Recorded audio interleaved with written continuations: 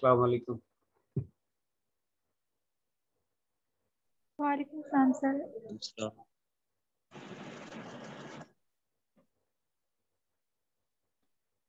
2 minute wait कर लेते हैं, उसके बाद फिर अटेंडेंस शुरू करते हैं। जी सर। तो आपको मोस्टली क्लास जो है अभी तक आई नहीं है।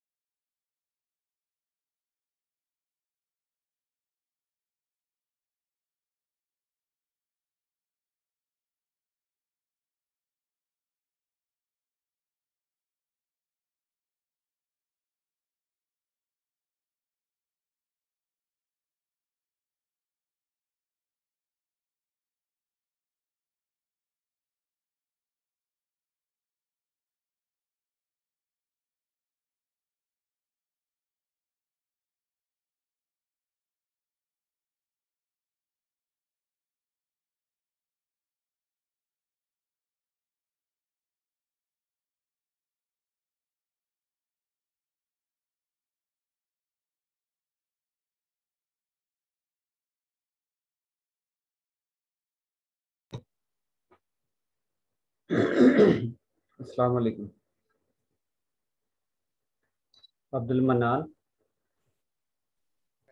वालेकुम वालेकुम अस्सलाम। सलाम sir. Abdul Mannan. Present sir.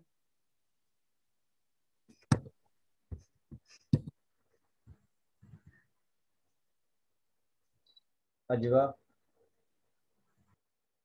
Yes, sir. Aliza. Present, sir. Amain. Yes, sir. Ansa. Present, sir. Anza. Present, sir. Aqsa.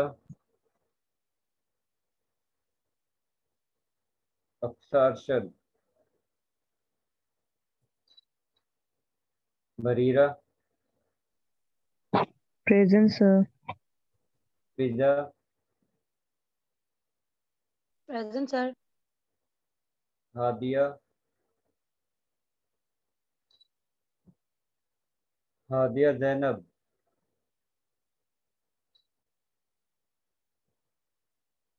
Javeria. Present, sir. Khadija. Present, sir. Kinza. Yes, sir. Kaneez. Present, sir. Maryam.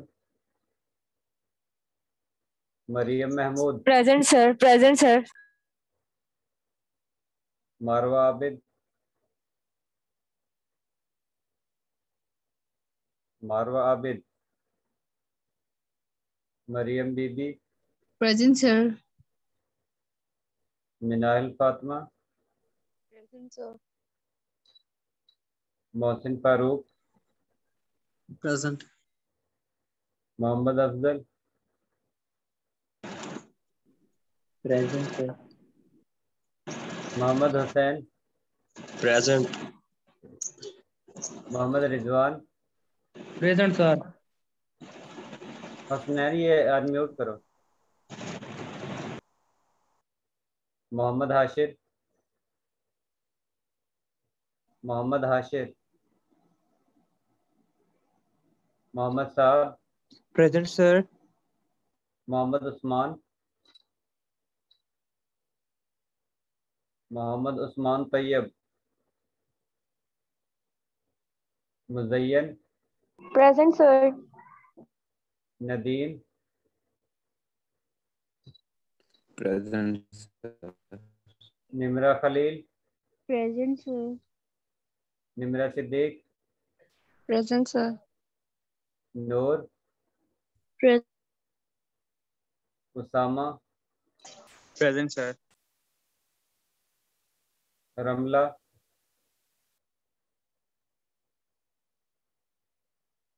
Ramla Mazhar. Rida. Rida Zainab. Ramesha. Present, sir. Saba. Present, sir. Samiullah. Samiullah. Sana. Sana Asghar. Soha.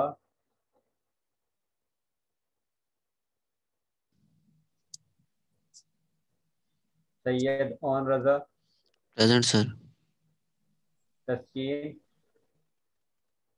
Present, sir. Zainab. Present, sir.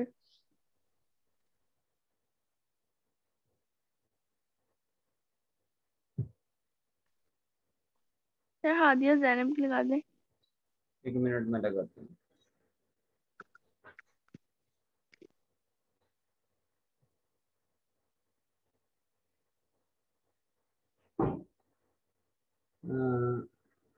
And to section में कोई student नहीं है।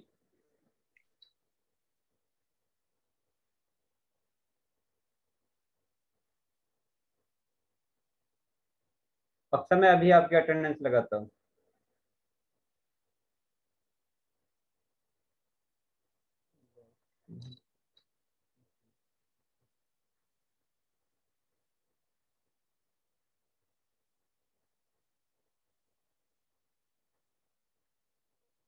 मैं into section खत्म हो गया आप लोगों का?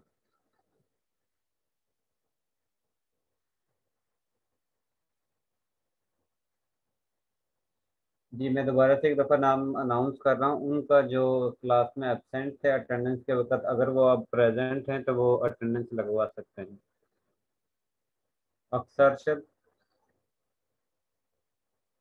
जी Hadia sir. Zain, Hadia Zainab, present sir. Marwa Abid,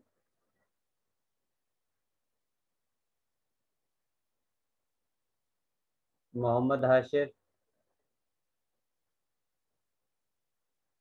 Mohammad Usman, Ramla Mazhar, Rida Zainab, Samiullah,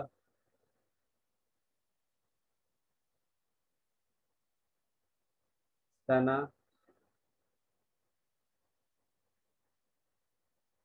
Soha,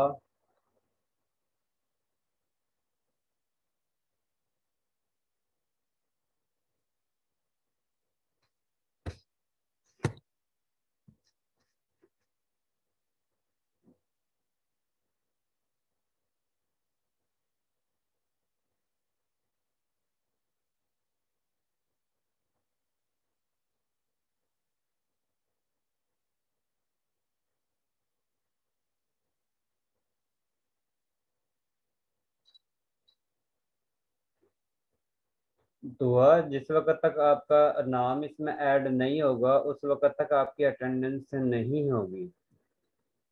और आपकी अटेंडेंस के साथ जो है वो, जिस तरह ये निम्रा सिद्दीक के साथ डैश डैश आ रहा है, इस तरह जिस वक्त आप ऐड होंगी तो उस वक्त तक आपकी ये डैश डैश अपीयर होगी। सर जी सर रिदा जैनब की प्रेजेंट लगा दें।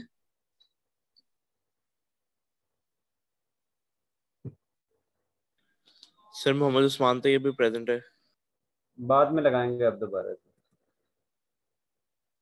क्लास के लास्ट में।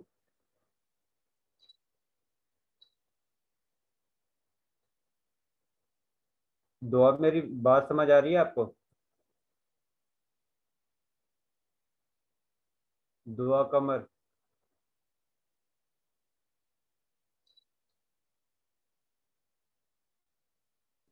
Excuse me sir. जी सर आपने मुझे एलएमएस पे इनरोल नहीं किया। निमरा, इस दफ़ा हम इनरोल नहीं कर रहे। जो क्लास है वो ऑटोमेटिक ही उसमें एलएमएस में इनरोल हो रही है। इस दफ़ा दोबारा से जो एलएमएस है काफ़ी ओके चेंज सर। हुआ है। जी बाकी स्टूडेंट जो है एलएमएस पे इनरोल है ना? Yes sir. Yes sir. हाँ, तो इस दफ़ा हम इनरोल नहीं कर रहे, वो ऑटोमेटिक ही आप लोग इनरोल हो रहे सर मेरा नेट नहीं आ रहा था, अभी आया है मेरी अटेंडेंस। हैं। रमला बाद में लगा लेते हैं। रमला ये बताओ, लास्ट लेक्चर में हमने क्या स्टडी किया था?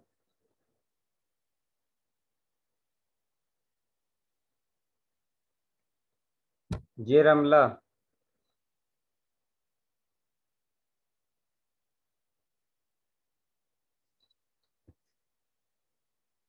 रमला सिर्फ अटेंडेंस लगवाने के लिए आई हो?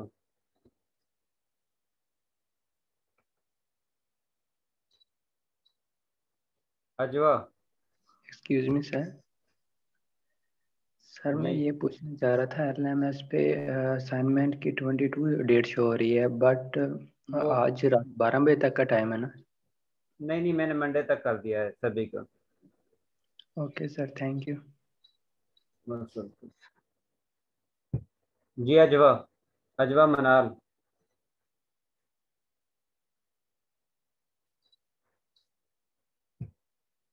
अलीजा।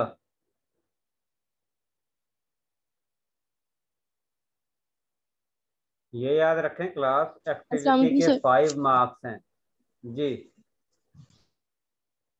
और ये जो स्टूडेंट सिर्फ अटेंडेंस लगवाते हैं उसके बाद गायब हो जाते हैं, तो इनके वो एक्टिविटी के मार्क्स नहीं लगने। मैंने क्विज़ जो फाइनल मार्क्स की आप लोगों को डिवीजन जो 50 मार्क्स की है उसमें से 45 मार्क्स का फाइनल करना है और 5 मार्क्स की आप लोगों की क्लास एक्टिविटी करनी है। और ये स्टूडेंट जिनसे मैं पूछता हूँ और वो क्लास के दौरान एब्सेंट होते हैं, इसका मतलब है कि उनके ये जो क्लास पार्टिसिपेशन के मार्क्स हैं वो काउंट नहीं होंगे। जी साहब। सर सर मैं सर मैं बताऊं? बताऊं क्या पढ़ा था? एक मिनट, अलीजा बताती है, फिर बाद में साद आपसे पूछ लेते हैं। सर लास्ट टाइम हमने क्लोरीमीटर एंड हीट कैपेसिटी पढ़ा था और एंथैल्पीज पढ़ी थी। इस बार हमने क्लोरीमीटर का पढ़ा था, मोलर स्पेसिफिक हीट पढ़ा था हमने, टेबल देखा था और देखा था कि जो कांस्टेंट पे टेम्परेचर पे देखा था क्या डिफरेंस होता है, हमने किस तरह फाइंड करनी है वैल्यूज, और फिर इनकी सारी कंस्ट्रक्शन वगैरह ये सारा देखा था हमने। अच्छा साहब, ये बताओ बम क्लोरीमीटर में और क्लोरीमीटर में क्या डिफरेंस है? दोबारा रिपीट कीजिएगा सर। मैंने कहा है, पूछा है कि बम क्लोरीमीटर में और क्लोरीमीटर में क्या डिफरेंस है? सर जो क्लोरीमीटर होता है उसके अंदर हमारे पास वो एक अलग से बॉक्स नहीं होता जिसमें वो वाटर या कोई सब्सटेंस पड़ा हो जिसका हम टेम्परेचर चेक करें, और बम क्लोरीमीटर में वो हमारे पास पड़ा होता है। और हम क्लोरीमीटर के साथ क्या फाइंड आउट कर सकते हैं और बम क्लोरीमीटर की मदद से हम क्या फाइंड आउट कर सकते हैं? सर क्लोरीमीटर के जरिए हम फाइंड कर सकते हैं कि जो भी एक रिएक्शन है उसके अंदर हीट चेंज और इंटरनल एनर्जी चेंज कितना हुआ। और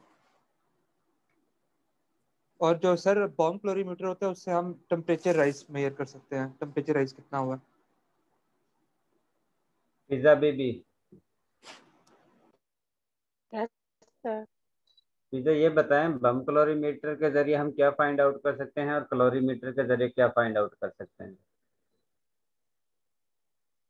सर क्लोरीमीटर के जरिए हम कांस्टेंट प्रेशर के ऊपर हीट फ्लो फाइंड कर सकते हैं और बम क्लोरीमीटर में हम कांस्टेंट वॉल्यूम के ऊपर हीट फ्लो फाइंड कर सकते हैं।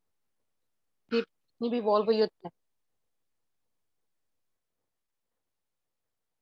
मैंने आप लोगों से कहा था कि जिस वक्त हम क्लोरीमीटर यूज करते हैं तो उस कंडीशन में आप लोगों का प्रेशर कांस्टेंट होता है, और जिस वक्त हम ये बम क्लोरीमीटर यूज करते हैं तो उस कंडीशन में आप लोगों का वॉल्यूम जो है वो कांस्टेंट होता है। और हमने स्टडी किया था, जिस वक्त आप लोग प्रेशर को कांस्टेंट रखते हो तो उस कंडीशन में हीट जो है वो इक्वल होती है इंथाल्पी चेंज के। ये हमने पहले यानी कि पढ़ा था जिस वक्त हमने इसकी कैलकुलेशन की थी। और इसके साथ हमने ये स्टडी किया था कि अगर आप लोगों के पास वॉल्यूम कांस्टेंट हो तो उस कंडीशन में हीट जो है वो इंटरनल एनर्जी चेंज के इक्वल होती है। इसका मतलब है कि हम क्लोरीमीटर के जरिए इंथाल्पी चेंज की वैल्यू कैलकुलेट कर सकते हैं, ठीक है, और बम क्लोरीमीटर के जरिए हम चेंज इन इंटरनल एनर्जी को फाइंड आउट कर सकते हैं। सर हम ये भी कह सकते हैं ना कि कैलोरीमीटर के जरिए हम जो टेम्परेचर चेंज है वो मेजर कर सकते हैं, और जो बॉम हाँ, क्लोरीमीटर है उसके उन दो जरिए। असल में चेंज इन टेम्परेचर हम दोनों के जरिए ही फाइंड आउट करते हैं, बस उसको यूटिलाइज करके फिर फर्दर हीट की वैल्यू हम कैलकुलेट करते हैं। और हमने ये देखा था, अगर आप लोग वॉल्यूम को कांस्टेंट रखते हो या टेम्परेचर को कांस्टेंट रखते, सॉरी, प्रेशर को कांस्टेंट रखते हो, तो उस कंडीशन में हीट जो है वो किसके इक्वल आती है।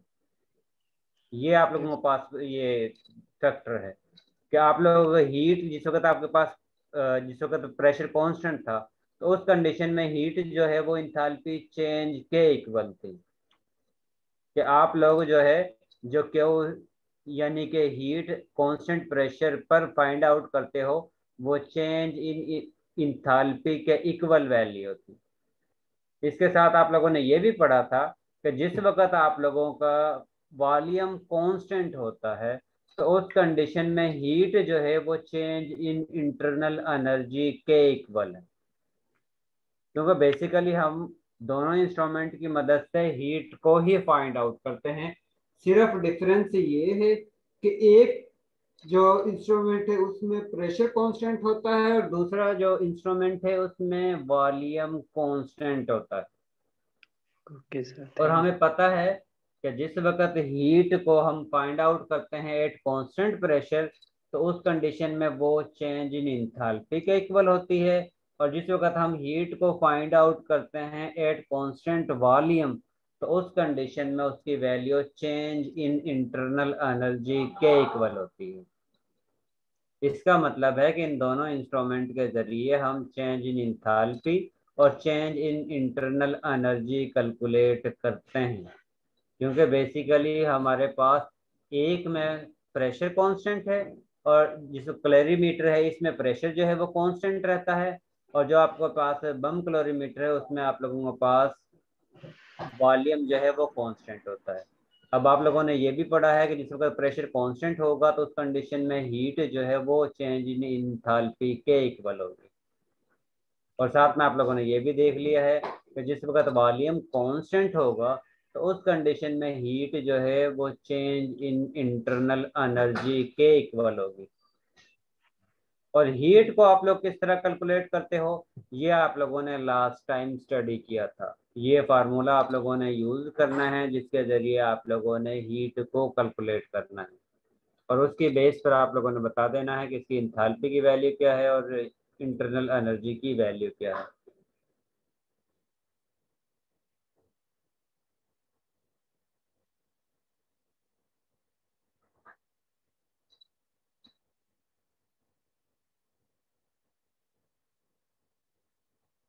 ठीक है, इसके साथ हमने न्यूमेरिकल सॉल्व किए थे, साथ में आप लोगों को असाइनमेंट मिली थी। आज आप लोगों ने ये पढ़ना है कि जिस वक्त हम किसी भी रिएक्शन को करते हैं, रिएक्शन का मतलब है किसी चीज को बनाते हैं उसके एलिमेंट से,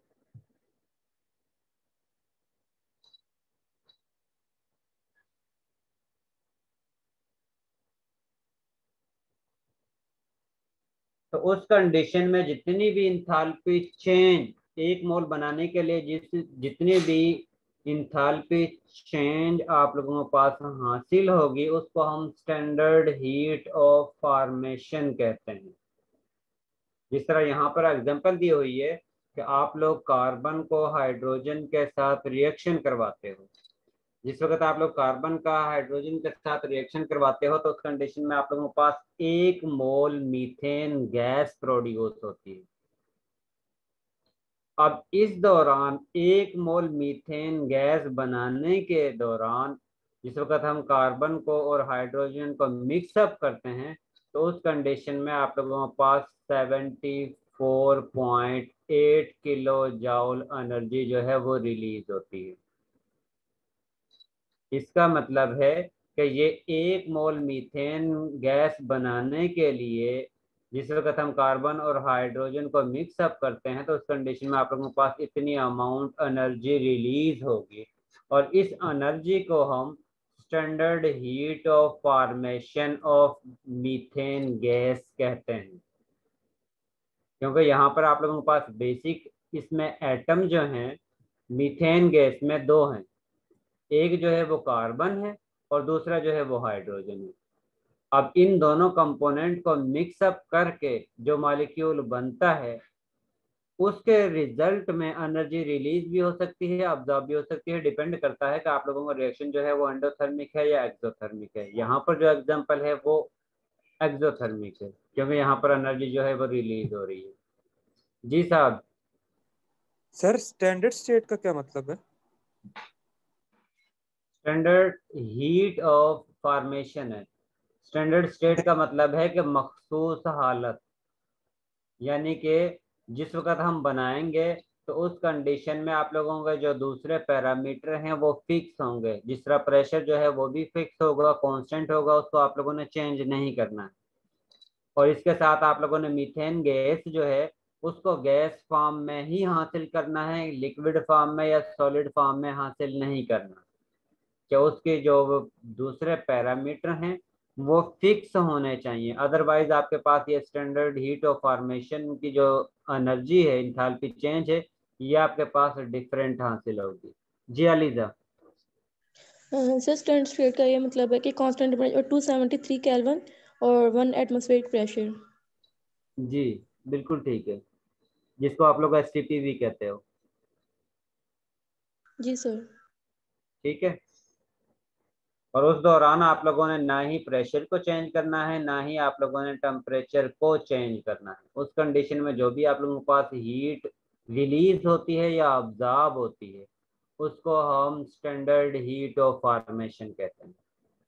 और अब एनर्जी रिलीज होगी या अब्जॉर्ब होगी वो डिपेंड करता है कि आप लोगों का रिएक्शन जो है वो एंडोथर्मिक है या एक्सोथर्मिक है।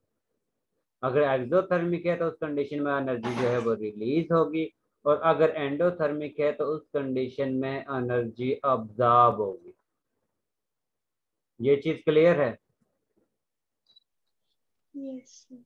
Yes sir. इसका मतलब है आगे चलें। यहाँ पर एक टेबल दिया हुआ है जिसमें डिफरेंट मॉलिक्यूल सिंथेसाइज किए हुए हैं और उसकी enthalpy standard heat of formation की वैल्यू गिवन। अब हर एक को कंपाउंड को बनाने के लिए एनर्जी जो है वो डिफरेंट ही हासिल होती है। जी साहब। सर जिस तरह पिछला रिएक्शन था मीथेन वाला, सर अगर हम्म इन केस उसमें 2 मोल्स बनते तो वो हीट ऑफ फॉर्मेशन होनी थी नहीं होनी थी? अगर यहाँ पर हम 2 मोल करते हैं तो उस कंडीशन में आप लोगों के पास इनकी अमाउंट भी ज्यादा होगी। एक मिनट, अगर आप चाहते हैं कि इसके 2 मोल बनते हैं, ठीक है, जी सर। सपोज, तो उस कंडीशन में इसके आपके 4 मोल यूज होंगे और इसके आपके 2 मोल यूज होंगे। तो उस कंडीशन में ये वाली एनर्जी जो है वो डबल हो जाएगी, स्टैंडर्ड हीट ऑफ फॉर्मेशन की वैल्यू जो है वो डबल हो जाएगी। सर होगी तो हीट ऑफ फॉर्मेशन भी होगी तो सही ना, लाजमी तो नहीं होगी आप 1 मोल सही, के देख रहे हैं? नहीं नहीं, डबल के लिए उतनी ही एनर्जी डबल अमाउंट में प्रोड्यूस होगी। सही है सर, ओके। जिस तरह हमने लास्ट टाइम पढ़ा था ना कि हीट जो है वो डिपेंड करता है कि नंबर ऑफ मोल्स कम है या ज्यादा है। कि नंबर ऑफ मोल्स ज्यादा होते हैं तो उस कंडीशन में एनर्जी ज्यादा प्रोड्यूस होती है, और अगर नंबर ऑफ मोल्स कम है तो उस कंडीशन में एनर्जी कम प्रोड्यूस होती है, लेकिन प्रोड्यूस होती है लास्ट में। Okay sir. ठीक है। जी अलीजा। सर फिर हीट ऑफ फॉर्मेशन होगी, स्टैंडर्ड हीट ऑफ फॉर्मेशन तो नहीं होगी क्योंकि स्टैंडर्ड हीट 1 मोल के लिए होगी ना। जी उस कंडीशन में जस्ट हीट ऑफ फॉर्मेशन होगी, स्टैंडर्ड नहीं होगी, क्योंकि उसमें पैरामीटर जो है वो चेंज हो जाएंगे। जी सर। इसके अलावा तो किसी का कोई इशू नहीं है इससे रिलेटेड। इसके बाद यहाँ पर कुछ कंपाउंड दिए हुए हैं। अब किसी में एनर्जी जो है वो प्लस फॉर्म में है, किसी में एनर्जी जो है वो नेगेटिव फॉर्म में। अब यहाँ पर आप लोगों के पास एसिटाइलिन की एग्जांपल दी हुई है कि जिस वक्त आप कार्बन और हाइड्रोजन को मिक्स अप करते हो तो उस कंडीशन में आप लोगों के पास एसिटाइलिन प्रोड्यूस होता है, और उस कंडीशन में इंथैल्पी चेंज की वैल्यू जो है वो 226.7 किलो जॉल पर मोल एनर्जी है, और वो भी प्लस में। लेकिन जिस वक्त हम अमोनिया गैस को बनाते हैं नाइट्रोजन और हाइड्रोजन को मिक्स करके, तो उस कंडीशन में आप लोगों के पास 46.1 किलो जॉल पर मोल एनर्जी जो है वो हासिल हो रही है। अब पहले में आपके पास एनर्जी जो है वो प्लस फॉर्म में है, सेकंड में जो है वो एनर्जी जो है वो नेगेटिव फॉर्म में है। तो हमजा यूब ये बताएं कि इन दोनों में डिफरेंस क्या आ रहा है और क्या इंडिकेट कर रहा है ये साइन। हमजा अयूब।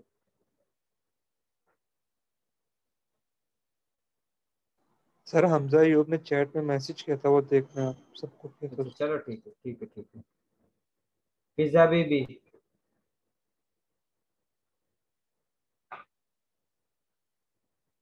फिजा बीबी।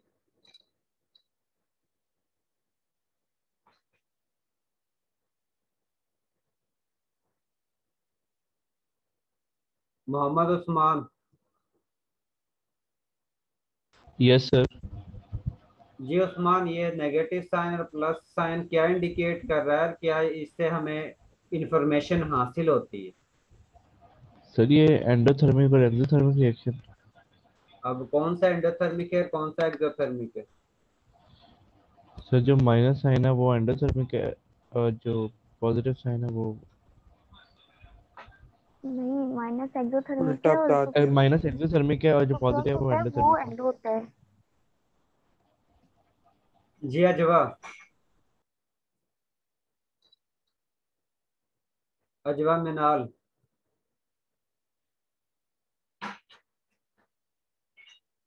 अजवा मनाल।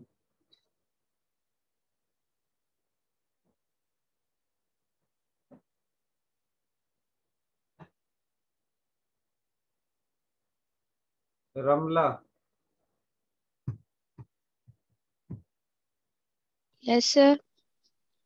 जी, पॉजिटिव साइन और नेगेटिव साइन यहाँ पर सर क्या पॉजिटिव, इंडिकेट कर रहे हैं? जो पॉजिटिव एक्सोथर्मिक है और नेगेटिव, सर पॉजिटिव जो है वो एक्सोथर्मिक है, पॉजिटिव नहीं, एंडोथर्मिक, नेगेटिव एक्सो पॉजिटिव, होता है और पॉजिटिव वही एंडो। बता रहे, पॉजिटिव पॉजिटिव एंडोथर्मिक है और जो नेगेटिव है एक्सोथर्मिक है। जी अलीजा।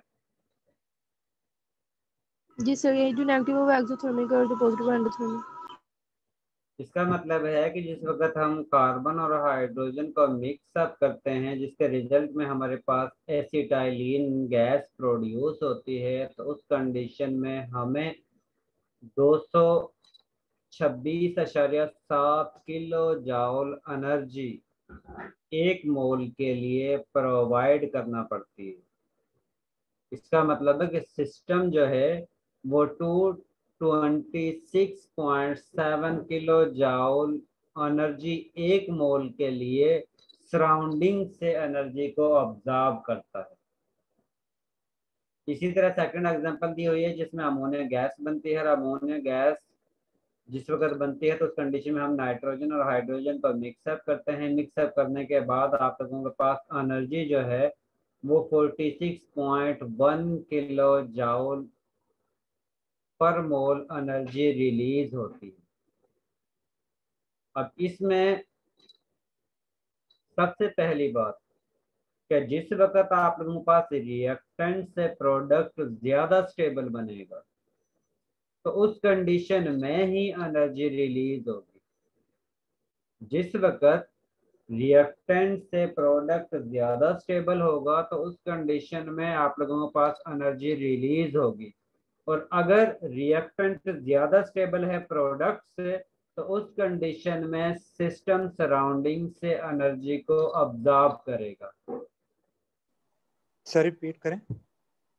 मैंने कहा है कि अगर रिएक्टेंट प्रोडक्ट से ज्यादा स्टेबल है तो उस कंडीशन में हमें एनर्जी प्रोवाइड करना पड़ती है, और अगर प्रोडक्ट रिएक्टेंट से ज्यादा स्टेबल है तो उस कंडीशन में एनर्जी रिलीज होती है। ये चीज क्लियर है? जी जैनब।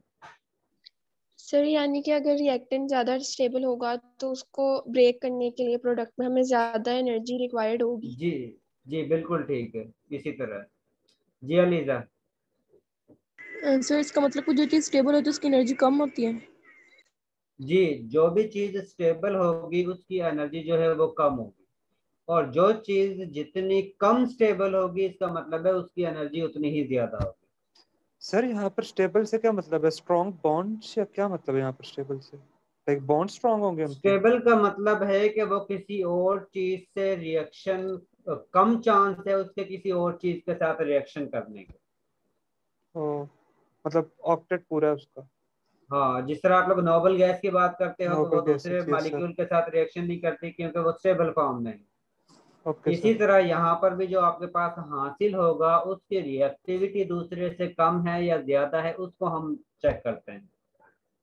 जिसकी एनर्जी कम होगी उसकी रिएक्टिविटी कम होगी, जिसकी रिएक्टिविटी कम होगी इसका मतलब है वो दूसरे मॉलिक्यूल से कम रिएक्शन करेगी। ठीक है।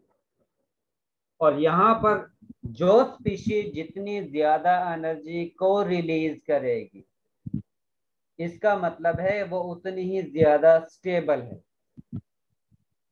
और जो जितनी ज्यादा स्टेबल फॉर्म में होगी इसका मतलब है उसकी एनर्जी बहुत कम है। और जिस मॉलिक्यूल की एनर्जी कम होगी इसका मतलब है कि वो दूसरे मॉलिक्यूल के साथ रिएक्शन बहुत कम करेगी। ये चीज क्लियर है? सर कंफ्यूजन हो रही है, पर फिर बता दें। एक मिनट में आप लोगों को एनर्जी लेवल डायग्राम यहाँ पर शो करता हूँ कि आप लोगों को मोस्टली जब भी एनर्जी लेवल की बात करते हो तो आप लोगों के पास अलोंग वाई एक्सिस एनर्जी होता है, ठीक है। अब जब भी आप लोग यहाँ से यानी कि ये रिएक्टेंट है और ये आपके पास प्रोडक्ट है तो, या ये आपके पास प्रोडक्ट है।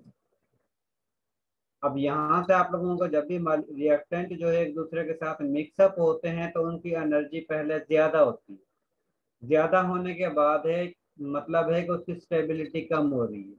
उसके बाद फिर वो या तो प्रोडक्ट में इस फॉर्म में कन्वर्ट होंगे या फिर वो इस वाले प्रोडक्ट में कन्वर्ट होंगे। अब इसकी एनर्जी जो है सपोज इसको नाम देते हैं हम P1 का और इसको हम नाम देते हैं P2 का। और ये ऊपर की तरफ एनर्जी जो है वो इंक्रीज हो रही है। इसका मतलब है कि यहाँ पर जिस वक्त रिएक्टेंट थे उनकी एनर्जी जो है इंटरमीडिएट है, ना कम है ना ज्यादा है, आराम से वो अपनी जिस तरह लाइफ गुजारते हैं ये सिस्टम। इसके बाद जिस वक्त उनके पास पैसा आता है, क्योंकि जब भी किसी इंसान के पास पैसा आता है तो फिर कोशिश होती है कि इन पैसों को यूटिलाइज करे, कोई कारोबार करे।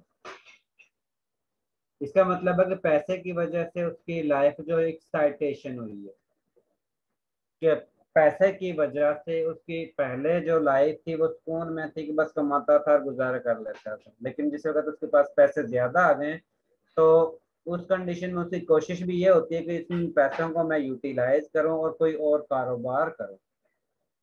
बेसिकली उन पैसों की वजह से उसको टेंशन ज्यादा लगी है।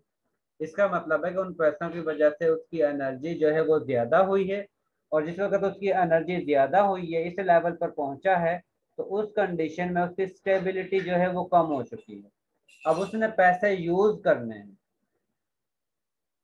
जिस वक्त पैसों को यूज करता है उसका ये भी हो सकता है कि उसकी अर्निंग जो है वो ज्यादा हो और पैसे कम यूज हो रहे हो। उसका ये भी हो सकता है कि उसने जो पैसे इन्वेस्ट किए हैं उनमें थोड़ा बहुत लॉस हो रहा है और उसकी वजह से मजीद उसको एनर्जी या पैसे जो है कंज्यूम करने पड़ते हैं या किसी से उधार लेकर फिर उस कारोबार में लगाने पड़ते हैं। अब जिस वक्त वो इस प्रोडक्ट में कन्वर्ट होगा, इसका मतलब है कि इसकी एनर्जी इनिशियल जो अमाउंट थी उससे ज्यादा खर्च हो रही है, जिसके जरिए उसे पैसे बाहर से हासिल करने पड़ेंगे। इसका मतलब है कि ये एनर्जी जो है एक्सटर्नल सोर्स से, इन्वायरमेंट से ऑब्जर्व करेगा, क्योंकि इस कंडीशन में उसके पैसे ज्यादा कंज्यूम हो रहे हैं लेकिन अर्निंग कम हो रही है, जिसके रिजल्ट में उसने अगर कारोबार कंटिन्यू रखना है तो उसके लिए किसी और सोर्स से या किसी से उधार पैसे मांगने हैं और उसके जरिए उन पैसों को इस कारोबार में यूज करना है। ठीक है। दूसरा, अगर कोई और पर्सन जो है कारोबार करता है, वो ऐसा कारोबार करता है जिसके जरिए कारोबार जिस वक्त शुरू करता है तो शुरू होने के फौरन बाद उसकी अर्निंग ज्यादा हो जाती है, यानी कि जितना उसका खर्चा होता है उससे ज्यादा उसकी अर्निंग होती है। अब अर्निंग ज्यादा होगी तो जाहिर है उसने सेव भी करनी है कि पैसे जो है वो बचाने हैं, और जो पैसे सेव करने हैं इसका मतलब है कि ये वाली एनर्जी उसने सेव यानी कि इन्वायरमेंट में रिलीज कर देनी है, क्योंकि इसकी एनर्जी का लेवल और इसकी एनर्जी का लेवल डिफरेंट है। अब ये वाली चीज जो है वो ज्यादा स्टेबल है, उसका कारोबार जो है आसानी से चलता रहेगा, क्योंकि उसे पता है कि जितने पैसे उसने कंज्यूम किए हैं उसके पास अर्निंग ज्यादा हो रही है और उसमें से पैसे सेव भी करता जा रहा है, उसका कारोबार भी अच्छा चल रहा है। अब ये वाले जिस वक्त एनर्जी लेवल है तो ये कम स्टेबल है, क्योंकि ये तो बार बार किसी रिलेटिव से या अपने फ्रेंड से पैसे मांग कर इस कारोबार में बार बार यूज कर रहा है। अब बार बार कब तक किसी से उधार पैसे मांगेगा? जाहिर है कि एक लिमिट होती है कि रिलेटिव की या दोस्तों की भी पैसे देने की। इसका मतलब है ये वाला कारोबार जो है वो कम स्टेबल है, वो कभी भी खत्म हो सकता है। और ये वाला कारोबार जो है वो स्टेबल फॉर्म में, क्योंकि ये इसमें से पैसे बचा भी रहा है और उसका कारोबार भी आसानी से चल रहा है। ठीक है, अब ये स्टेबल है तो इसका मतलब है कि इसने ज्यादा देर तक चलते रहना है, इसको कोई नुकसान नहीं होगा। लेकिन इस कारोबार का चांस है कि ये जल्द ही खत्म हो जाएगा। अब ये वो वाले रिएक्शन है जिसमें एनर्जी हम प्रोवाइड करते हैं, जिस तरह ये एग्जांपल है। ठीक है, अब इसमें जो है हम एनर्जी प्रोवाइड कर रहे हैं। अब जिनमें हम एनर्जी प्रोवाइड कर रहे हैं तो उस कंडीशन में ये कारोबार कम स्टेबल है। कम स्टेबल का मतलब है कि इसने किसी और चीज में कन्वर्ट होना है। अब किसी और चीज में कन्वर्ट होने का मतलब है कि इसने रिएक्शन करना है, आसानी से किसी और स्पीशी के साथ रिएक्शन कर सकता है। और जो ज्यादा एनर्जी को रिलीज करेगा रिएक्टेंट की निस्बत, इसका मतलब है वो उतना ही ज्यादा स्टेबल फॉर्म में प्रोडक्ट बना है और वो उतने ही ज्यादा अर्निंग कर रहा है। जिस पर्सन का वो कारोबार है उस कारोबार के जरिए वो उतने ही ज्यादा पैसे अर्न कर रहा है। और जाहिर है जिसके पास अर्निंग ज्यादा होगी इसका मतलब है वो कारोबार भी उसने छोड़ना तो नहीं है, उसने ज्यादा देर तक उस कारोबार को चलाते रहना है। इसीलिए हम कहते हैं कि वो वाले रिएक्शन जिसके दौरान हम एनर्जी प्रोवाइड कर रहे हैं, अब उनकी एनर्जी ज्यादा हो जाती है। ज्यादा होने का मतलब है कि उनकी रिएक्टिविटी ज्यादा हो जाएगी, वो किसी और मॉलिक्यूल से आसानी से रिएक्शन कर जाएंगे। और वो वाला रिएक्शन जिसमें प्रोडक्ट जो है वो एनर्जी को रिलीज करेगा, रिलीज करने के बाद वो ज्यादा स्टेबल फॉर्म में कन्वर्ट होगा। और जिस वक्त वो ज्यादा स्टेबल फॉर्म में कन्वर्ट होगा इसका मतलब है कि वो किसी और स्पीशी के साथ जल्दी से रिएक्शन नहीं करेगा। ऑब्जेक्शन नहीं करेगा तो इसका मतलब है स्टेबल ज्यादा देर तक उसी हालत में कन्वर्ट रहेगा। इस चीज की समझ आ गई है? Yes sir. सर मतलब कि P1 में रिएक्टेंट स्टेबल है और P2 में प्रोडक्ट स्टेबल है। जी, P1 में जो है वो रिएक्टेंट ज्यादा स्टेबल है और P2 में जो है वो प्रोडक्ट ज्यादा स्टेबल है। इस कंडीशन में जिस वक्त हम कंपेयर करते हैं तो ये ज्यादा स्टेबल है और ये प्रोडक्ट जो है वो इसकी निस्बत ज्यादा स्पीड के साथ रिएक्शन शो करेगा। और जिस वक्त हम P2 और R को कंपेयर करते हैं तो उस कंडीशन में P2 जो है वो ज्यादा स्टेबल है तो इसकी निस्बत R जो है वो ज्यादा स्पीड के साथ रिएक्शन करेगा। जी साहब।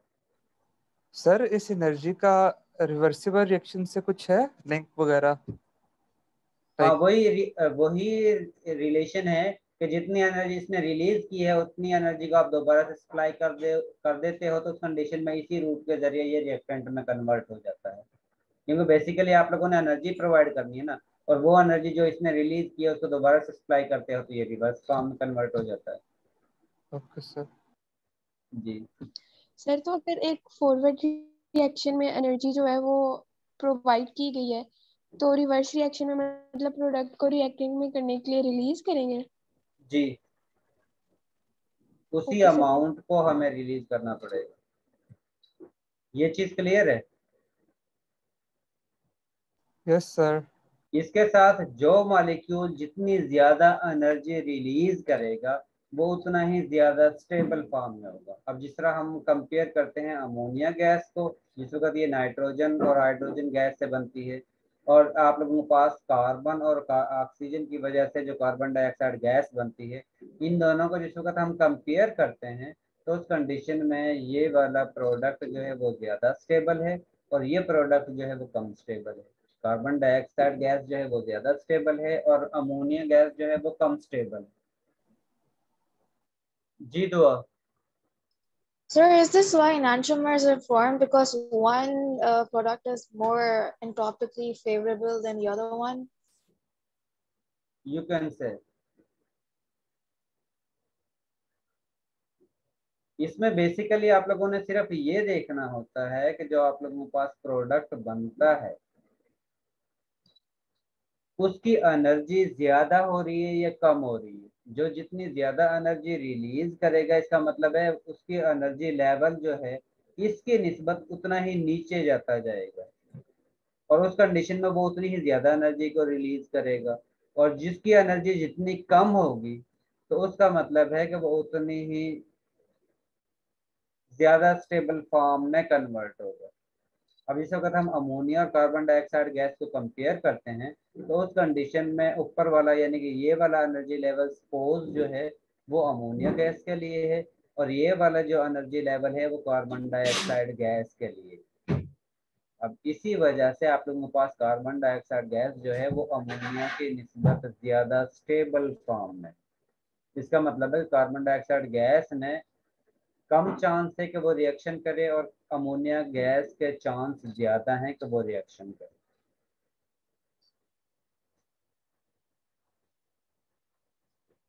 ये चीज क्लियर है और ये आप लोगों को पता है कि हर मॉलिक्यूल जो है उसकी स्टेबिलिटी दूसरे से डिफरेंट होगी क्योंकि उसके एनर्जी लेवल जो है वो डिफरेंट होगा। उनके दरमियान फोर्स ऑफ इंट्रैक्शन जो है वो भी डिफरेंट होंगे। उनके दरमियान जो बॉन्ड बनता है वो भी डिफरेंट लेंथ का होगा, सेम लेंथ का नहीं होगा, जिसकी वजह से मॉलिक्यूल जो बनता है उसका एनर्जी लेवल दूसरे से डिफरेंट होगा, जिससे हम ये कह सकते हैं कि हर मॉलिक्यूल की स्टेबिलिटी दूसरे मॉलिक्यूल से कम या ज़्यादा होगी, सभी की सेम नहीं होगी। यहाँ पर कुछ फार्मूले दिए हुए हैं और उसकी स्टैंडर्ड हीट ऑफ फॉर्मेशन की वैल्यू भी दी हुई है। जिसकी ज़्यादा नेगेटिव फॉर्म में वैल्यू होगी इसका मतलब है कि वो ज़्यादा स्टेबल प्रोडक्ट है और जिसकी जितने प्लस साइन के साथ एनर्जी होगी इसका मतलब है कि वो मॉलिक्यूल रिएक्टेंट की निस्बत उतना ही कम स्टेबल प्रोडक्ट है। ये चीज़ क्लियर है?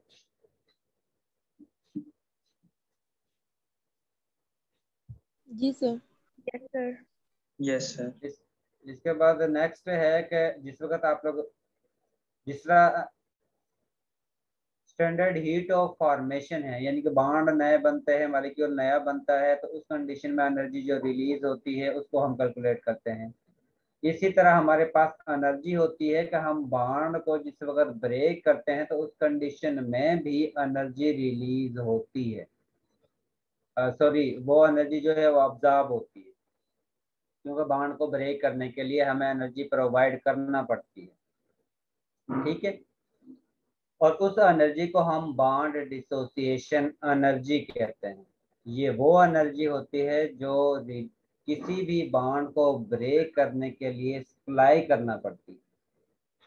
अब बॉन्ड जो है वो डिफरेंट होते हैं, जिस तरह हाइड्रोजन और हाइड्रोजन के दरमियान बॉन्ड है, हाइड्रोजन कार्बन के दरमियान बॉन्ड है, हाइड्रोजन क्लोरीन के दरमियान बॉन्ड।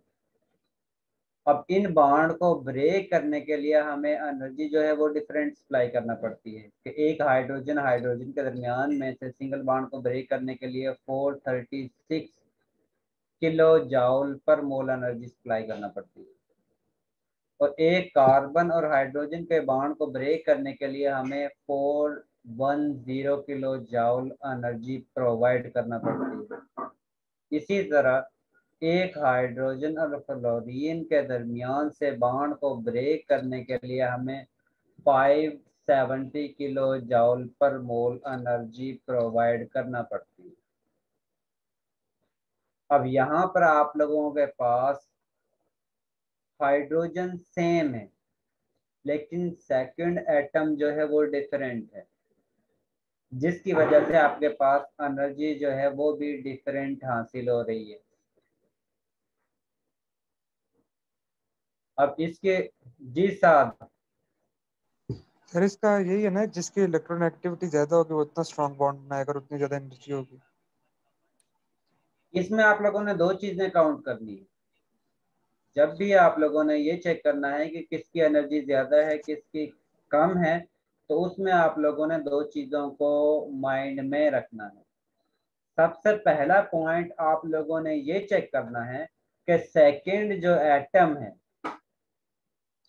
उसका एटॉमिक रेडियस कम हो रहा है या ज्यादा हो रहा है। जिस तरह हम बात करते हैं कि हाइड्रोजन फ्लोरीन के साथ बॉन्ड बनाया हुआ है, तो उस कंडीशन में हमें एनर्जी जो बॉन्ड डिसोसिएशन एनर्जी है वो 570 किलो जॉल पर मोल एनर्जी प्रोवाइड करना पड़ती है। इसी तरह अगर हम हाइड्रोजन क्लोरीन के साथ बॉन्ड बनाते हैं तो उस कंडीशन में हमें 432 किलो जॉल पर मोल एनर्जी प्रोवाइड करना पड़ती है। इसी तरह अगर हम हाइड्रोजन और ब्रोमीन के दरमियान से बॉन्ड को ब्रेक करते हैं तो उस कंडीशन में हम 360 किलो जॉल एनर्जी प्रोवाइड करते हैं, और हाइड्रोजन और आयोडीन के दरमियान से बॉन्ड को ब्रेक करते हैं तो उस कंडीशन में हम 298 किलो जॉल एनर्जी प्रोवाइड करते हैं। इसका मतलब है कि जितना सेकंड एटम का एटॉमिक रेडियस इंक्रीज हो रहा है तो बॉन्ड उतना ही वीक हो रहा है, और उस बॉन्ड को हम उतनी ही आसानी से ब्रेक कर सकते हैं, क्योंकि दो न्यूक्लियाई के दरमियान जितना ज्यादा डिस्टेंस होगा या बॉन्ड लेंथ जितनी ज्यादा होगी उसको ब्रेक करना उतना ही आसान होगा। इसलिए जब भी आप लोगों ने बॉन्ड डिसोसिएशन एनर्जी चेक करनी है तो उस कंडीशन में आप लोगों ने सबसे पहला पॉइंट यही चेक करना है, आप लोगों ने उनका एटॉमिक रेडियस के बारे में चेक करना है कि एटॉमिक रेडियस इंक्रीज हो रहा है या डिक्रीज हो रहा है। अगर सेकंड एटम का एटॉमिक रेडियस इंक्रीज होता है तो इसका मतलब है कि बॉन्ड वीक है, और वीक बॉन्ड को ब्रेक करने के लिए हमें कम एनर्जी प्रोवाइड करना होगी। और अगर एटॉमिक रेडियस डिक्रीज हो रहा है इसका मतलब है कि बॉन्ड स्ट्रांग है, और जिस वक्त बॉन्ड स्ट्रांग होगा इसका मतलब है कि उसको ब्रेक करने के लिए हमें ज्यादा एनर्जी प्रोवाइड करना पड़ेगी। ये चीज क्लियर है? Yes sir. जी सर। ठीक है। इसके बाद Yes, sir. नेक्स्ट पॉइंट है, आप लोगों ने उसके बाद दूसरा पॉइंट ये चेक करना है कि इन दो एटम के दरमियान जिनके दरमियान बॉन्ड बना हुआ है उनके इलेक्ट्रोनेगेटिविटी का डिफरेंस कितना है। इलेक्ट्रोनेगेटिविटी का डिफरेंस कम है या ज्यादा है। अगर इलेक्ट्रोनेगेटिविटी का डिफरेंस ज्यादा है तो उस कंडीशन में बॉन्ड को ब्रेक करना उतना ही मुश्किल होगा, और अगर इलेक्ट्रोनेगेटिविटी डिफरेंस कम है तो उस कंडीशन में उस बॉन्ड को ब्रेक करना उतना ही आसान होगा। ये चीज क्लियर है?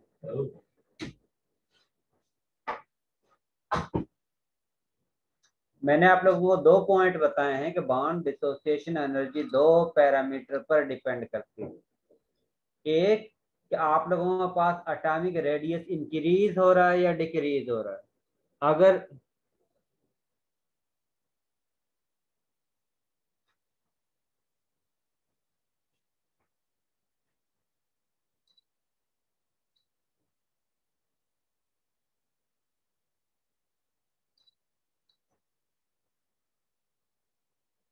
जी अलीजा, सर ये फ्लोरीन और जो है ये एनर्जी 159 है, जबकि क्लोरीन इनका भी इलेक्ट्रोनेगेटिव डिफरेंस 0 है, लेकिन इसकी एनर्जी क्यों ज्यादा है? किसकी? सर ये क्लोरीन मॉलिक्यूल्स की। क्लोरीन की किस रो की बात कर रही हैं आप? सब सर राइट हैंड साइड पे, राइट साइड पे। और आगे जी क्लोरीन सर। क्लोरीन के दरमियान, जी सर। फ्लोरीन फ्लोरीन और क्लोरीन क्लोरीन के दरमियान जो डिफरेंस है। आप लोगों ने एक चीज ये भी पढ़ी थी, जिस वक्त हम टॉप टू बॉटम मूव करते हैं, जिस वक्त मॉलिक्यूल सेम हो तो उस कंडीशन में डिस्टॉर्शन उनमें ज़्यादा जनरेट हो सकती है, यानी कि इलेक्ट्रॉन की अटैचमेंट जो है वो इतनी ज़्यादा स्ट्रॉन्ग नहीं होती है। और जिस वक्त इलेक्ट्रॉन की अटैचमेंट न्यूक्लियर के साथ इतनी ज़्यादा स्टेबल नहीं होगी तो उस कंडीशन में डिस्टॉर्शन ज़्यादा होती है, और डिस्टॉर्शन ज़्यादा होने की वजह से उनके दरमियान इंट्रैक्शन भी ज़्यादा होती है। जिस तरह आप लोग पढ़ते हो ना, जिस वक्त हम हैलोजन की बात करते हैं तो टॉप टू बॉटम मूव करते हैं तो उनका मेल्टिंग और बॉइलिंग पॉइंट इंक्रीज होता है। उसकी रीज़न यही होती है कि उनका, जिस तरह आप लोगों ने मेटालिक बॉन्ड पढ़ा है कि मेटल में से इलेक्ट्रॉन जो है वो फ्रीली मूव कर सकते हैं, और उस इलेक्ट्रॉन की वजह से मेटल एक दूसरे के साथ अटैच होती है। सेम केस सेम मालिक्यूल के दरमियान में होते हैं। जिस्म का मालिक्यूल का साइज जितना ज्यादा होता जाएगा, इसका मतलब है कि इलेक्ट्रॉन या डिस्टॉर्शन उतनी ही ज्यादा हो सकती है, और जितनी डिस्टॉर्शन ज्यादा होगी यानी कि प्लस साइन और नेगेटिव साइन जो बहुत ही शॉर्ट टाइम ड्यूरेशन के लिए जनरेट होते हैं, उनका जनरेट होने का चांस ज़्यादा हो जाते हैं, जिसकी वजह से उनके दरमियान इंट्रैक्शन जो है वो भी ज़्यादा हो जाती है, और उसी वजह से उनका जो बॉन्ड है वो भी ज़्यादा स्ट्रॉन्ग होता है। उसको ब्रेक करना उतना ही ज़्यादा टफ होता है। सर इस तरह पोलराइजेशन हो जाती है इनके दरमियान। हाँ, ये कह सकते हो। लेकिन सर फिर ब्रोमीन के क्यों नहीं, ब्रोमीन की तो कम है। फ्लोरीन, क्लोरीन, ब्रोमीन के केस में आप लोगों के पास डी ब्लॉक है जो है वो इन्वॉल्व हो जाता है, और आप लोगों ने ये पढ़ा है कि जिस वक्त हम एस पी या डी का बिहेवियर चेक करते हैं तो डी में इलेक्ट्रॉन यानी कि पहले एस में फिलिंग होती है, उसके बाद डी में फिलिंग होती है। तो आप लोगों का पहले आउटर शेल जो है वो कंप्लीट है और इनर शेल जो है वो कंप्लीट नहीं है, जिसकी वजह से इनका जो बॉन्ड फॉर्मेशन है उसमें अफेक्ट आता है। जब आप लोगों का एस ऑर्बिटल, पी ऑर्बिटल और डी ऑर्बिटल और एफ ऑर्बिटल, इनके एनर्जी लेवल में भी डिफरेंस है। ठीक है, अब एक चीज जो है इनर से कंप्लीट नहीं है, बाहर से वो बॉन्ड बनाना शुरू कर दे, इसका मतलब है कि तो वो बॉन्ड जो है इतना ज्यादा स्टेबल फॉर्म में नहीं बनेगा। या ये कह लो कोई कारोबार शुरू कर दे और उसके पास पैसे खुद के पास ना हो, अगर खुदा न खास वो कारोबार फ्लॉप होता है या उसको पैसे मजीद चाहिए होते हैं, जाहिर है फिर कारोबार ने तो बंद हो जाना है ना। यही सीन इनके साथ होता है कि जितना एटॉमिक साइज इनका इंक्रीज होता जाता है तो उस कंडीशन में ये बॉन्ड बनाते हैं एस ऑर्बिटल की वजह से, लेकिन डी ऑर्बिटल इनका कंप्लीट नहीं होता है, जिसकी वजह से ये प्रॉपर बॉन्ड नहीं बना पाते, क्योंकि इनके इनर न्यूक्लियस की भी कोशिश होती है कि उन इलेक्ट्रॉन को अपनी तरफ अंदर की तरफ खींचें, और ये उन्हीं इलेक्ट्रॉन से बाहर वाले के साथ शेयरिंग करके बॉन्ड बनाते हैं, और उस बॉन्ड की वजह से, उस इंट्रैक्शन की वजह से इनके दरमियान इतना ज़्यादा स्ट्रॉन्ग बॉन्ड नहीं बनता है। और जिस वक्त बॉन्ड स्ट्रॉन्ग नहीं बनेगा इसका मतलब है उसको ब्रेक करना उतना ही आसान हो जाएगा। समझ आ गई है? जी सर। ये तो पॉइंट है जी। सर बॉन्ड डिसोसिएशन एनर्जी को हम लैटिस एनर्जी भी कह सकते हैं ना? लैटिस एनर्जी आयनिक कंपाउंड के लिए होती है, यहाँ पर हम बॉन्ड डिसोसिएशन एनर्जी जो है वो सिंपल कोवलेंट बॉन्ड के लिए हम कंसीडर कर रहे हैं। अच्छा, मतलब ये उसके लिए नहीं हो गया आयनिक बॉन्ड के लिए? हाँ, ये आयनिक बॉन्ड के लिए नहीं होगी, ये बॉन्ड डिसोसिएशन जो कोवलेंट बॉन्ड बनता है उसके लिए। Okay sir. ठीक है, अब सिंगल बॉन्ड को ब्रेक करने के लिए कम एनर्जी प्रोवाइड करना पड़ेगी, डबल बॉन्ड को ब्रेक करने के लिए जाहिर ज्यादा एनर्जी प्रोवाइड करना पड़ेगी क्योंकि दो बॉन्ड को ब्रेक कर रहे हैं। और इसके साथ आप लोगों ने ये भी पढ़ा था कि पाई बॉन्ड को ब्रेक करना आसान होता है, सिग्मा बॉन्ड को ब्रेक करना मुश्किल होता है। जी सर पढ़ा था। और उसकी रीजन भी आप लोगों ने पढ़ी है। Yes sir. क्या रीजन होती है? सर जो सिग्मा बॉन्ड होता है वो दो न्यूक्लियर के दरमियान होता है, लेकिन जो पाई बॉन्ड होता है वो अबव एंड बिलो होता है। जिस वक्त हम क्योंकि जब जो भी यानी कि बॉन्ड बनता है तो उस कंडीशन में ऑर्बिटल की ओवरलैपिंग होती है, जिस तरह ये आपके पास ठोस कार्बन है, इनके दरमियान 2 बॉन्ड बन रहे हैं। पहला जो है वो इस तरह हेड टू हेड ओवरलैपिंग होती है, जिस तरह हम हाथ को शेक करते हैं किसी दूसरे पर्सन के साथ, तो उस कंडीशन में हैंड शेक जो है उसको मजबूती से एक दूसरे के हाथ को हम थाम सकते हैं। ठीक है। दूसरा जो बॉन्ड बनता है वो इस तरह आप लोगों के पास ऑर्बिटल की ओवरलैपिंग होती है। अब ये ओवरलैपिंग जो है इतनी ज्यादा नहीं होती है, यानी कि मैक्सिमम जो है ये कह लो को 50 में अगर 100% है तो 100% में से ये 10% जो है ओवरलैप कर सकते हैं, या 20% कर सकते हैं, या 30% कर सकते हैं। मैक्सिमम 100% ओवरलैपिंग नहीं कर सकते। और हेड टू हेड में ऑर्बिटल जो हैं वो एक दूसरे को मैक्सिमम ओवरलैपिंग कर सकते हैं, और जितने ऑर्बिटल की ओवरलैपिंग होगी इसका मतलब है कि जो बॉन्ड है उतना ही ज्यादा स्ट्रॉन्ग बनेगा। ठीक है। इसीलिए हम कहते हैं कि आप लोगों के पास पाई ऑर्बिटल जो है वो वीक बॉन्ड होता है as compare to sigma bond, और 2 बॉन्ड को ब्रेक करने के लिए ज्यादा एनर्जी सप्लाई करना पड़ती है, सिंगल बॉन्ड को ब्रेक करने के लिए कम एनर्जी प्रोवाइड करना पड़ती है। ये चीज क्लियर हो गई है? जी सर। Yes sir. वैसे एक ये भी हो सकता है कि सिग्मा बॉन्ड क्योंकि 2 न्यूक्लियर के दरमियान होता है, दोनों न्यूक्लियर के वो जो है ना इन्फ्लुएंस करते हैं, उस पर इफेक्ट करते हैं। जी बिल्कुल ठीक है। इसके बाद कि आप लोग बॉन्ड डिसोसिएशन एनर्जी को किस तरह कैलकुलेट करते हो? यानी कि एंथैल्पी चेंज को आप लोग किस तरह कैलकुलेट करते हो?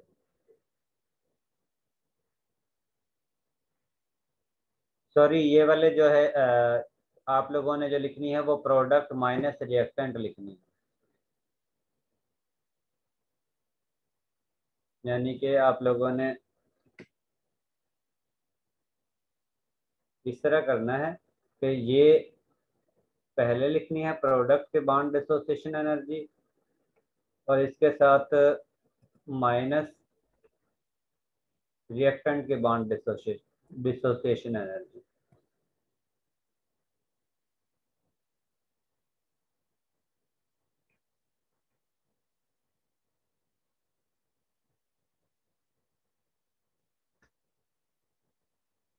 ठीक है। उसके बाद आप लोगों ने इसको कैलकुलेट करना है। ये स्लाइड में मिस्टेक है, ये ठीक कर लेनी है आप लोगों ने। तो आप लोगों ने एंथैल्पी चेंज, सॉरी बुक पे भी ऐसे ही है जैसे आपने पहले लिखा हुआ था, उधर से भी आप लोगों ने इसी तरह कर लेना है। बेसिकली असल में जो कैलकुलेशन एंथैल्पी चेंज करते हैं प्रोडक्ट माइनस रिएक्टेंट है, लेकिन हम जो साइन लिखते हैं कि एनर्जी जो है अब्जॉर्ब हो रही है या रिलीज हो रही है, उसके लिहाज से इसमें नेगेटिव साइन इस वक्त आता है, क्योंकि आप लोगों ने जो HCl की एग्जांपल पढ़ी है इसमें नहीं।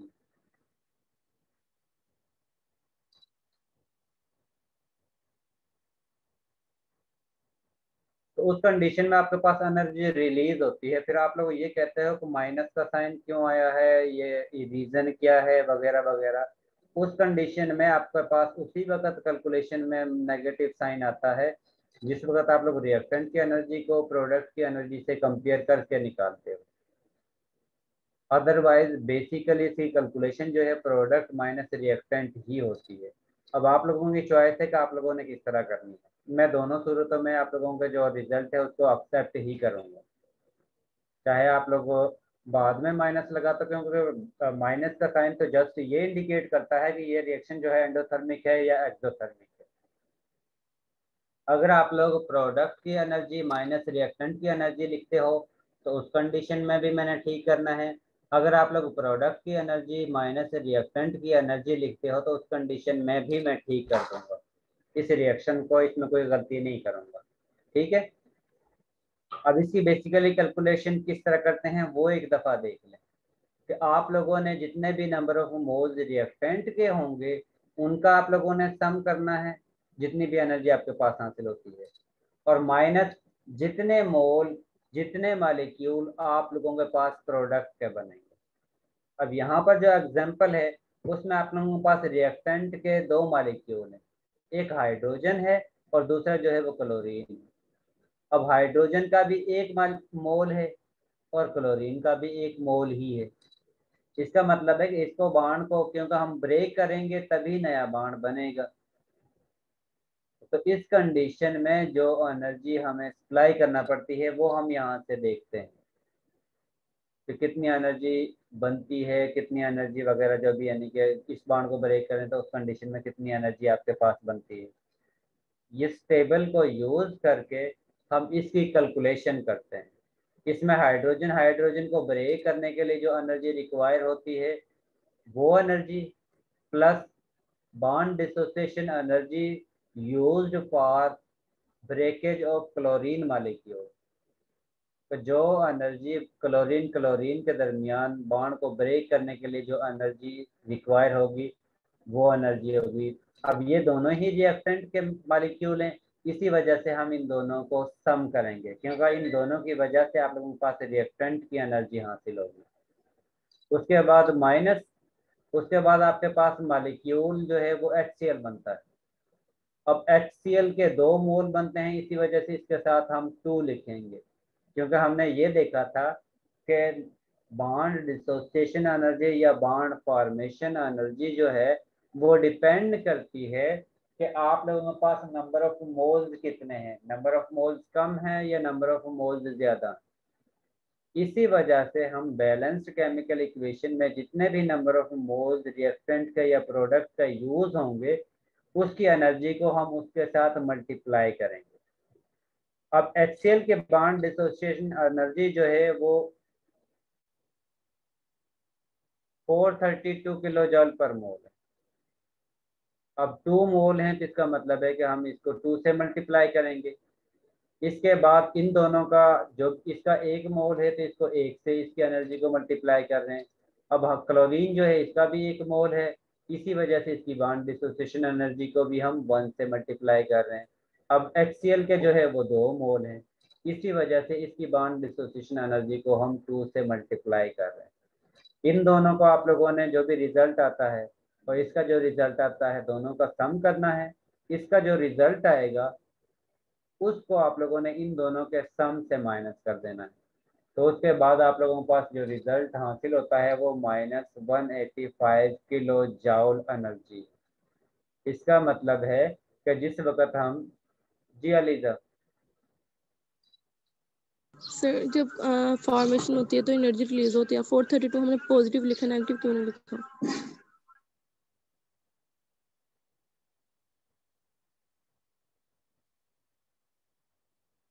सॉरी अलीजा दोबारा क्वेश्चन क्या कहा है? तो मैं कह रही जब कुछ चीज फॉर्म होती है तो एनर्जी रिलीज होती है। तो 432 हमने नेगेटिव 432 अलीजा लाजमी नहीं होता, क्योंकि मैंने आप लोगों को पहले भी बताया था कि जिस वक्त भी कोई चीज बनती है तो वो ये भी हो सकता है कि एंडोथर्मिक रिएक्शन हो, ये भी हो सकता है एक्सोथर्मिक रिएक्शन हो। वो तो डिपेंड करता है कि आप लोगों का रिएक्टेंट।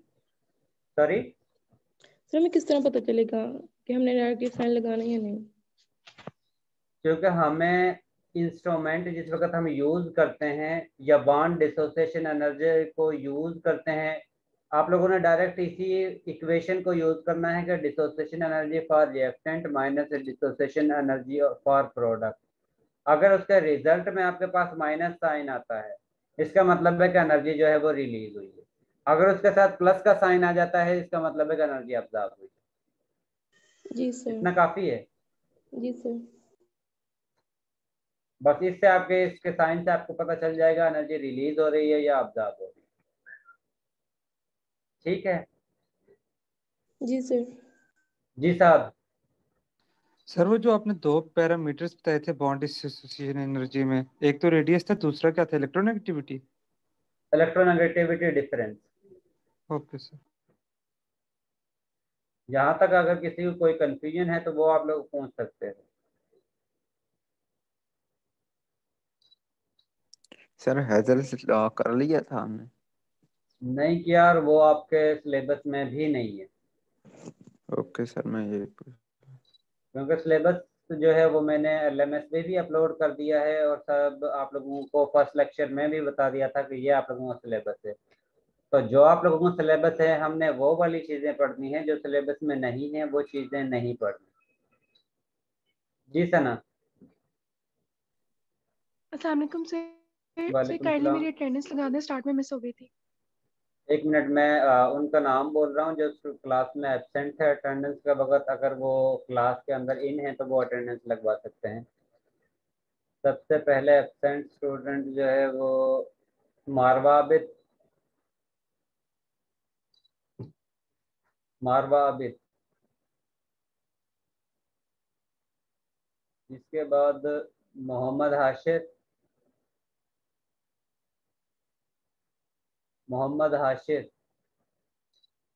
मोहम्मद हाशिर के बाद है Mohammad Usman. Present sir. Present. ठीक है, मोहम्मद उस्मान की अटेंडेंस हो गई है।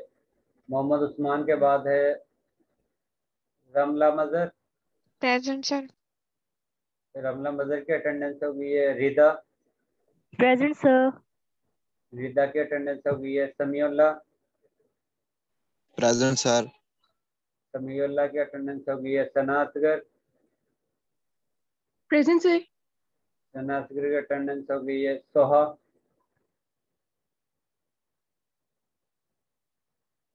सोहा शहजाद। आज की क्लास में सोहा एब्सेंट है और इसके साथ जो है मोहम्मद हाशिर जो है वो एब्सेंट है और इसके साथ मारवा आबिद जो है वो एब्सेंट है। 3 स्टूडेंट एब्सेंट है, बाकी स्टूडेंट जो है वो प्रेजेंट। जी अगर किसी को इस लेक्चर से कोई भी कंफ्यूजन है तो वो पूछ सकता है, कोई भी पॉइंट अगर क्लियर नहीं हुआ तो वो पूछ सकता है, अदरवाइज आप लोग लीव कर सकते हैं क्योंकि क्लास का टाइम हो गया है। रेडियस वाला पॉइंट दोबारा रिपीट करते हैं। कौन सा? रेडियस वाला पॉइंट, बॉन्ड एसोसिएशन। मैंने कहा था कि अगर बॉन्ड लेंथ यानी कि एटॉमिक रेडियस इंक्रीज होगा तो उस कंडीशन में बॉन्ड उतना ही वीक होता जाएगा, क्योंकि 2 न्यूक्लियाई के दरमियान जितना डिस्टेंस ज़्यादा होगा इसका मतलब है कि बॉन्ड जो है बॉन्ड लेंथ उसकी ज़्यादा है और जितनी बॉन्ड लेंथ ज़्यादा होगी बॉन्ड को ब्रेक करना उतना ही आसान है। इसका मतलब है कि जिनके बॉन्ड लेंथ जितनी ज़्यादा होगी उन बॉन्ड को ब्रेक करना उतना ही आसान होगा और जिस बॉन्ड को ब्रेक करना आसान होगा उनके लिए हम कम एनर्जी प्रोवाइड करेंगे तो वो फौरन से बॉन्ड ब्रेक हो जाएगा। Okay sir, thank you. Welcome. इसके साथ एक दूसरी एग्जांपल दी हुई है, उसमें भी आप लोगों ने इसी तरह एनर्जी कैलकुलेट करनी है जिस वक्त रिएक्शन करते हो और रिएक्शन के दौरान जो एंथैल्पी चेंज ऑफ फॉर्मेशन है, बिल्कुल सेम प्रोसीजर है और उसी के मुताबिक आप लोगों ने कैलकुलेशन करनी है। ये हम नेक्स्ट लेक्चर में पढ़ेंगे, ठीक है। अब आप लोग लीव कर सकते हो। Excuse me sir. जी सर वो टेबल तो दिखा दें, बॉन्ड एनर्जीज वाला। ये मैंने स्लाइड LMS पे अपलोड की हुई है और आप लोगों से शेयर, आप लोगों में मेरे ख्याल में CRGR से भी शेयर की हुई है। Okay sir. यस सर, ठीक है, कीजिए शेयर उधर सर। से जी उधर से कर लेना। ठीक है, अल्लाह हाफिज। अल्लाह हाफिज सर। अल्लाह हाफिज।